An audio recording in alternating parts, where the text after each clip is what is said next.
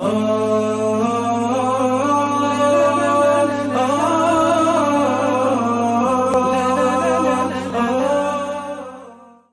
لله رب العالمين.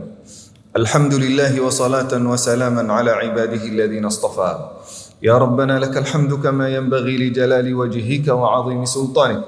لك الحمد حتى ترضى، ولك الحمد إذا رضيت، ولك الحمد بعد الرضا. لك الحمد يا ربنا كما ينبغي لجلال وجهك وعظيم سلطانك.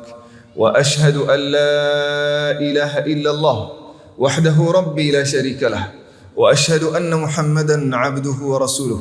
بلغ الرسالة وأدى الأمانة ونصح الأمة، وكشف الله به الغمة، وجاهد في الله حق جهاده حتى أتاه اليقين من ربه. فصلوات ربي وسلامه عليه وعلى آله وصحبه أجمعين. أما بعد، فيا أيها الإخوة الأحباب، أوصيكم ونفسي الآثمة بتقوى الله، فقد فاز المتقون. Hadirin yang dimuliakan Allah Subhanahu wa taala. Allah mewasiatkan kita dalam surat Ali Imran sebagaimana Allah Subhanahu wa taala berfirman, "Ya ayyuhalladzina amanu ittaqullaha haqqa tuqatih wa la tamutunna illa wa antum muslimun."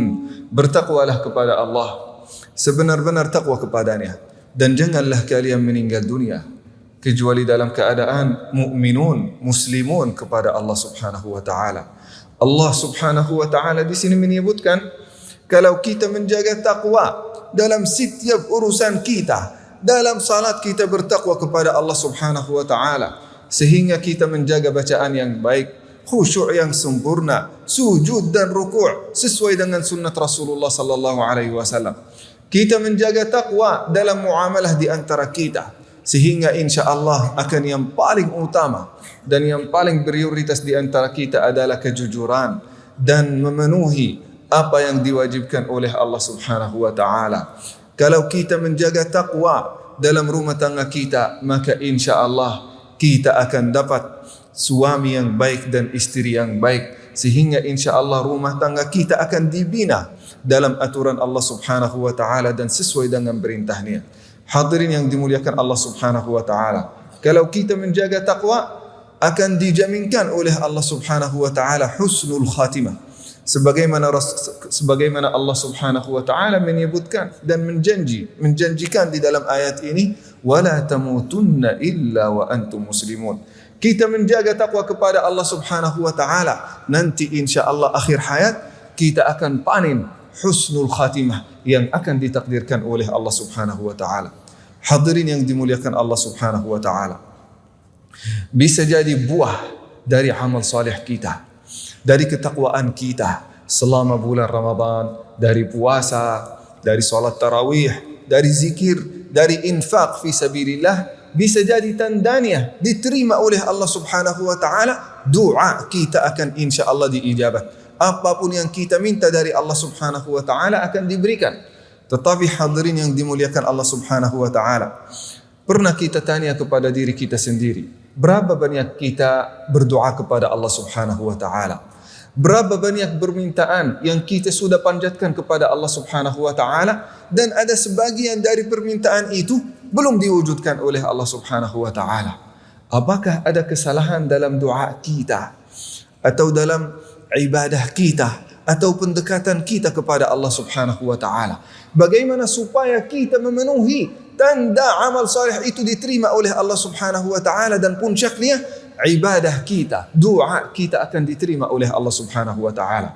Kalau doa kita diterima oleh Allah Subhanahu wa taala, maka insya-Allah salat kita sudah diterima, zakat diterima, infak diterima, akhlakul karimah diterima oleh Allah Subhanahu wa taala. Yang kita bisa tahu di dunia, yang kita bisa ukur adalah doa kita. Kita ingin sesuatu dari Allah Subhanahu wa taala diberikan, dikabul dan diterima oleh Allah Subhanahu wa taala, itu tandanya amal saleh kita diterima oleh Allah Subhanahu wa taala. Suatu hari hadirin yang dimuliakan Allah Subhanahu wa taala, Al-Imam Al-Hasan Al-Basri salah satu keturunan Rasulullah sallallahu alaihi wasallam. Al-Imam Al-Hasan Al-Basri ini bapaknya Zainul Abidin As-Sajjad. Zainul Abidin As-Sajjad ini anak dari Al-Husain. Al-Husain bin Ali bin Abi Talib. Al-Husain anaknya Fatimah Az-Zahra bintu Rasulullah, bintu Rasulullah sallallahu alaihi wasallam. Putrinya Rasulullah sallallahu alaihi wasallam. Berarti beliau generasi keempat dari Rasulullah sallallahu alaihi wasallam. Al-Imam Al-Hasan Al-Basri pernah ditanya, "Ya Imam, ya Imam, katanya di dalam Al-Quran Allah subhanahu wa ta'ala menjanjikan, Ud'uni astajib lakum, berdoalah kepadaku, aku akan memenuhi permintaanmu." Ini janji Allah subhanahu wa ta'ala. Setiap kali kita berdoa, orang beriman itu berdoa, insya Allah akan diijabat doanya. Ya Imam, hai Imam, kami sudah lama berdoa kepada Allah subhanahu wa ta'ala. Sudah lama kita menyampaikan munajat kita kepada Allah subhanahu wa ta'ala. Sudah lama kita berharap dari Allah subhanahu wa ta'ala. Tapi doa kami sampai sekarang belum dijawab-jawab. Apa ada kesalahan dalam doa kita, dalam bahasa doa kita, dalam ibadah kita, dalam pendekatan kita kepada Allah subhanahu wa ta'ala, atau ada salah dalam niat kita? Apa kata Imam Al-Hasan Al-Basri? Matat qulubukum fabi'ayyi syai'in ad-du'a yuqbalu min qalbin mayyit. Hati kalian sudah mati. Bagaimana dari hati yang mati doa bisa diterima oleh Allah subhanahu wa ta'ala? Kalau kita merenung sedikit dalam jawaban ini, hadirin yang dimuliakan Allah subhanahu wa ta'ala, kita akan sadar. Kita akan sadar kalau hati kita mati, Allah subhanahu wa ta'ala sudah berpaling jauh dari kita. Allah subhanahu wa ta'ala sudah menjauh dari kita, sudah tidak melihat kita lagi. Doa kita, harapan kita kepada Allah subhanahu wa ta'ala itu tidak diterima. Dan ini termasuk musibah terbesar di dalam kehidupan. Dan mohon maaf hadirin yang dimuliakan Allah subhanahu wa ta'ala, banyak di antara kita masih lalai.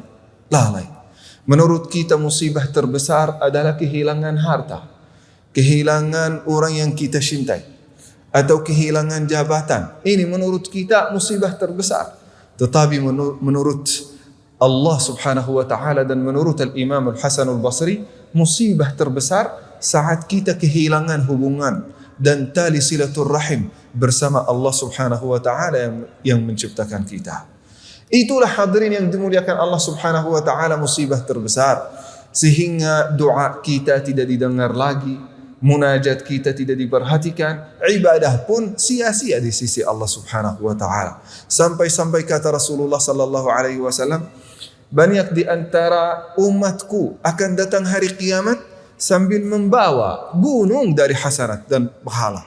Sudah melakukan qiyamul lail, sudah berpuasa, sudah salat tarawih, tetapi Allah subhanahu wa ta'ala akan menjadikan gunung dari hasanat itu, akan menjadikannya debu yang berterbangan, tidak akan bernilai di sisi Allah subhanahu wa ta'ala.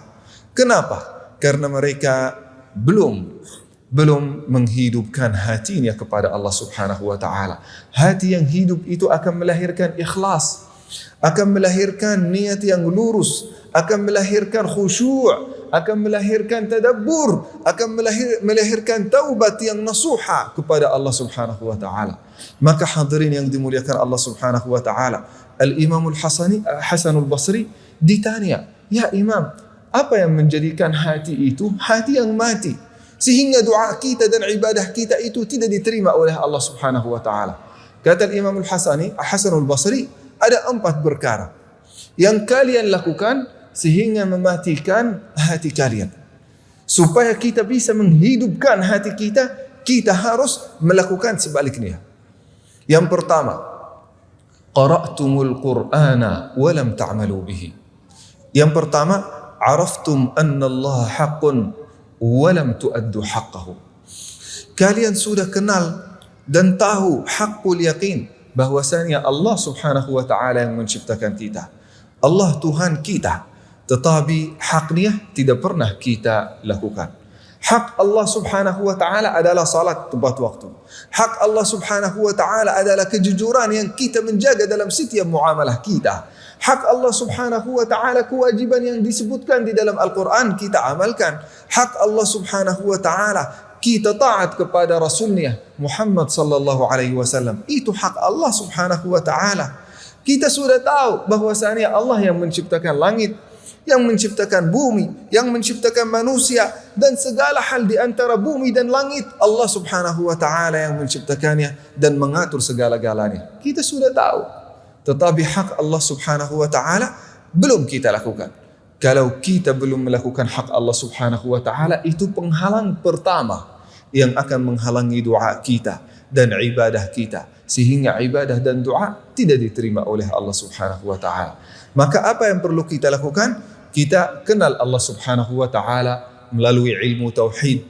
Dan di antara ilmu tauhid yang ditulis secara ringkas adalah tulisan Al-Imam Al-Akbar Hadratul Syekh Al-Ash'ari, pendiri Nahdlatul Ulama kalau nggak salah ya. Itu Masya Allah menulis kitab dalam At-Tauhid, tulisannya sangat ringkas dan sangat tepat disepakati oleh ulama, termasuk ulama Timur Tengah. Hadirin yang dimuliakan Allah subhanahu wa ta'ala, yang pertama kita kenal Allah subhanahu wa ta'ala dan mengamalkan apa yang diwajibkan oleh Allah subhanahu wa ta'ala. Itu hak Allah. Itu hak Allah. Kenal dan mengetahui haknya. Yang kedua, hadirin yang dimuliakan Allah subhanahu wa ta'ala, yang mematikan hati. Apa kata Imam Al-Hasan Al-Basri? Qara'tumul Qur'ana walam ta'malu bihi. Kalian sudah membacakan Al-Quran, melantunkan Al-Quran, hafal ayat Al-Quran, tapi tidak pernah mengamalkan isinya. Luar biasa. Saat seseorang tidak mengamalkan isi Al-Quran yang dia bacakan setiap hari, saat seseorang tidak memperhatikan apa kata Allah subhanahu wa ta'ala di dalam Al-Quran, apa tafsir ayat ini dan ayat itu, dan berusaha untuk mengamalkannya, maka dia termasuk orang yang sudah mematikan hatinya. Kalau hatinya sudah mati, apapun doanya dan ibadahnya tidak diterima oleh Allah subhanahu wa ta'ala. Maka sebagaimana kita dengar Al-Quran dalam salat tarawih, kita dengar Al-Quran dalam salat, kita dengar Al-Quran dimanapun kita berada, kita berusaha untuk mengamalkannya. Sahabat Rasulullah sallallahu alaihi wasallam yang paling pertama yang diperhatikan saat mereka dengar ayat Al-Quran, yang paling pertama adalah mengamalkan isinya. Mereka mengamalkan isi satu ayat, maka mereka menghafalkan isi ayat berikutnya. Kalau mereka sudah hafal satu surat, mereka akan mengamalkan isinya dulu, lalu setelah itu hafal surat berikutnya. Maka kita membacakan Al-Quran dan mengamalkan isinya supaya kita menghidupkan hati kita. Kata Imam Al-Hasan Al-Basri yang ketiga, yang mematikan hati kita, yang menjadikan doa kita tidak diterima oleh Allah subhanahu wa ta'ala. Akaltum ni'matallahi wa lam tashkuru lahu. Kalian sudah makan, menikmati apa yang diberikan dari Allah subhanahu wa ta'ala, tapi tidak pernah bersyukur kepadanya. La ilaha illallah. Segala hal yang ada di tangan kita itu nikmat dari Allah subhanahu wa ta'ala. Harta kita, propertis kita, rumah kita, anak kita, istri suami kita, apapun yang kita nikmati di dalam kehidupan ini, bahkan tubuh kita sendiri, kesehatan kita sendiri adalah nikmat dari Allah subhanahu wa ta'ala. Kita hadirin yang dimuliakan Allah subhanahu wa ta'ala, hidup dalam karunia Allah subhanahu wa ta'ala. Sejak kita bangun sampai kita tidur kembali, kita selalu dalam nikmat Allah subhanahu wa ta'ala. Berapa ribu dan berapa juta nikmat yang diberikan dari Allah subhanahu wa ta'ala yang kita tidak pernah hitungkan. Allah subhanahu wa ta'ala hanya minta kita bersyukur atas nikmat yang diberikan dari Allah subhanahu wa ta'ala ini. Bagaimana kita bersyukur? Kata para ulama, kita bersyukur melalui hati kita. Bagaimana melalui hati kita? Kita mengakui bahwasanya semua nikmat ini datang dari Allah subhanahu wa ta'ala. Bukan karena kehebatan kita, bukan karena ilmu kita, bukan karena kelebihan kita. Yang kedua, kita berusaha untuk bersyukur kepada Allah subhanahu wa ta'ala melalui lidah kita. Alhamdulillah wa syukrulillah, segala puji bagi Allah. Ini termasuk bersyukur kepada Allah subhanahu wa ta'ala. Dan yang paling utama, kita menggunakan nikmat dan karunia tersebut sesuai dengan ridha Allah Subhanahu wa taala, sang pemberi nikmat ini kepada kita. Hadirin yang dimuliakan Allah Subhanahu wa taala, aqulu qawli hadha wa astaghfirullah al-azim li wa lakum fastaghfiruhu min jami'i adh-dhunubi wal khataaya innahu huwal ghafurur rahim.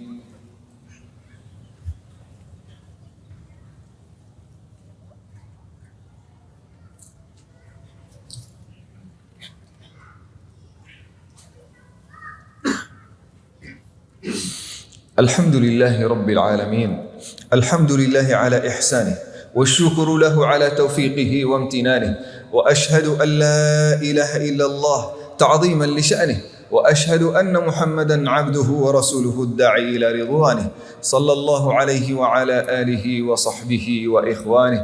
Hadirin yang dimuliakan Allah Subhanahu wa taala, telah disebutkan di khutbah pertama 3 perkara kalau kita mengamalkannya, insya Allah bisa menghidupkan hati kita. Yang pertama, kita kenal Allah Subhanahu wa taala melalui ilmu tauhid dan berusaha untuk mengamalkan dan memenuhi hak Allah Subhanahu wa taala. Yang kedua, kita membacakan Al-Quran, tapi jangan melupakan mengamalkan Al-Quran yang lebih utama. Yang ketiga, hadirin yang dimuliakan Allah Subhanahu wa taala, boleh kita menikmati apa yang diberikan dari Allah Subhanahu wa taala. Boleh kita menjadi kaya raya, boleh kita berdagangan, boleh kita berbisnis, tapi jangan lupa kita bersyukur kepada Allah Subhanahu wa taala. Hadirin yang dimuliakan Allah Subhanahu wa taala, sebentar lagi kita akan sampai ke penghujung bulan Ramadan. Tidak terasa beberapa hari yang lalu kita sama-sama bersungguh-sungguh berusaha untuk menyambut bulan Ramadan, mempersiapkan diri untuk menyambut bulan Ramadan. Masuk bulan Ramadan dan sebentar lagi tinggal 10 hari dan kita akan meninggalkan bulan Ramadan. Begitu cepat umur kita berlalu. Kata Allah Subhanahu wa taala, wa tilkal ayyamu nudawiluha bainan nas.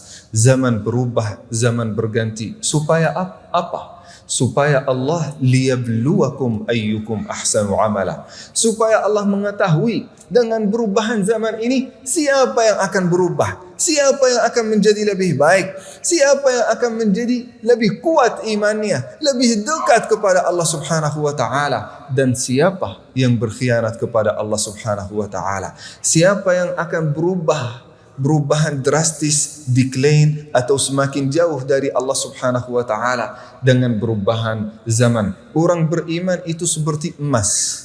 Dengan perubahan zaman itu tidak akan pernah berubah, bahkan akan menjadi lebih bernilai, akan menjadi lebih beriman, akan menjadi lebih dekat kepada Allah Subhanahu wa taala. Marilah kita membuktikan keimanan kita selama bulan Ramadan ini, wa fil khusus selama 10 malam terakhir bulan Ramadan. Hadirin yang dimuliakan Allah Subhanahu wa taala, marilah kita bersama-sama berdoa kepada Allah Subhanahu wa taala, karena disebutkan oleh Rasulullah sallallahu alaihi wasallam, waktu ini termasuk di antara waktu yang doanya diijabat oleh Allah Subhanahu wa taala. Amin Allahumma amin. Allahumma ij'al tajammu'ana hadha tajammu'an marhuma waj'al tafarruqana min ba'dihi ma'suma wa la taj'al fina wala ma'ana wala bainana shaqiyya wala mahruma. اللهم فرج هم المهمومين ونفس كرب المكروبين وقض الدين عن المدينين واشف مرضانا ومرضى المسلمين. اللهم اجعل بلدنا هذا آمنا مطمئنا وسائر بلاد المسلمين. اللهم بارك لنا في رمضان، اللهم بارك لنا في رمضان. تقبل منا الصيام والقيام، تقبل منا الصدقة والدعاء يا أرحم الراحمين. اللهم ارحمنا بالقرآن يا أرحم الراحمين، واجعله لنا إماما وهدى ونورا ورحمة يا رب العالمين. سبحان ربك رب العزة عما يصفون وسلام على المرسلين والحمد لله رب العالمين. عباد الله، إن الله وملائكته يصلون على النبي يا أيها الذين آمنوا صلوا عليه وسلموا تسليما. إن الله يأمر بالعدل والإحسان وإيتاء ذي القربى وينهى عن الفحشاء والمنكر والبغي يعظكم لعلكم تذكرون. فاذكروا الله العظيم يذكركم واشكروه على نعمه يزدكم ولذكر الله أكبر والله يعلم ما تصنعون. وأقم الصلاة.